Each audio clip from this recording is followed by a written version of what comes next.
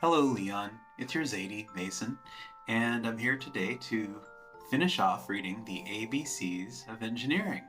And when we last left off, we talked about W is for wrench, and we talked about wrenches and how they screw on bolts and nuts and things like that.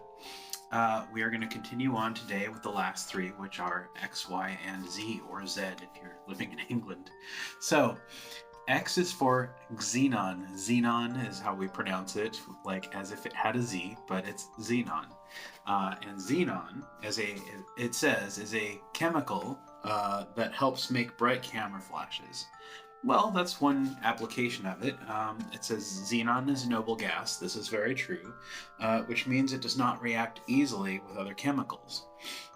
Chemical engineers use xenon to make lots of useful things like bright bulbs and lights up signs, and it's used for anesthesia, and it is found in very small amounts in the air that we breathe naturally. So it's a noble gas. It is one of the elements. You will find it in the periodic table, which we will go into eventually. And it's a noble gas because all of its electron shells are completely full. Again, something we will talk about at some point in time.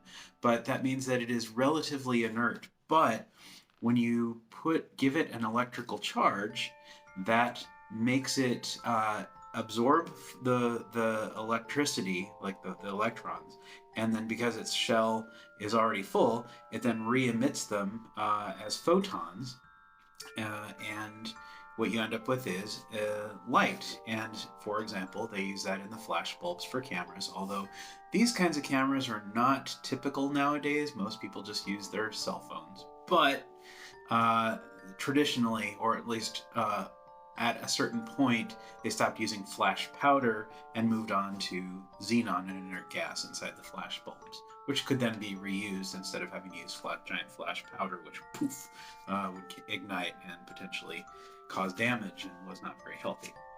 All right, so that was X. Y is for yield. So yielding is when something doesn't bounce back. So you can see here we have a piece of wood, and we're bending the wood, and we're continuing to bend the wood until it yields, and the yield point is the point at which it breaks. When stress is applied to a material, it says, it begins to stretch, but it will bounce back when the stress is removed. If a stick is bent too far, something changes in the wood and it will not return to its original shape. It has yielded. Keep going and it will eventually break. You'll find this with strings. Well, that is true, you'll find it with strings, but what I meant to say is you'll find it with springs, which we've talked about.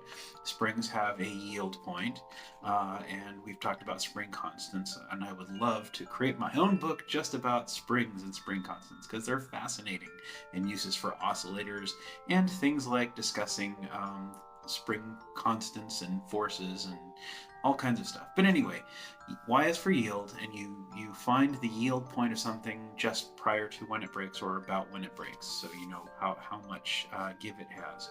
And in some cases it has to do with the elasticity of the product. Not everything is elastic, and metals certainly don't have the same type of elasticity or bend that necessarily that wood does. All right, so here's the final one. Okay. Z or Z is for zoning. Zoning, now this is a little less scientific and a little bit more on the engineering end of the scale. And this is more like civil engineering than it is like electrical or RF engineering or all the other kinds of engineering. But in any case, it is nonetheless an engineering tool. Zoning helps local governments and city planners and civil engineers plan how cities should grow. To make sure everyone living in a city is happy, zoning is used to make rules about where certain types of businesses and houses can be built. And here we have like a park, and here we have maybe like business districts, and here we have like suburban districts, and who knows, maybe that's supposed to be industrial. I'm not sure. As the number of people in a city increases, the zoning can be changed to make sure it is a great city to live in. So you will find that in your city, there's going to be industrial places, places where you can discard waste, places where you can find shops, places where you find houses, places where you find churches or synagogues or whatever else, and places where there's parks and lakes and everything else. And you've got all that right near you. Sometimes there's even wooded areas that are left just to be by themselves.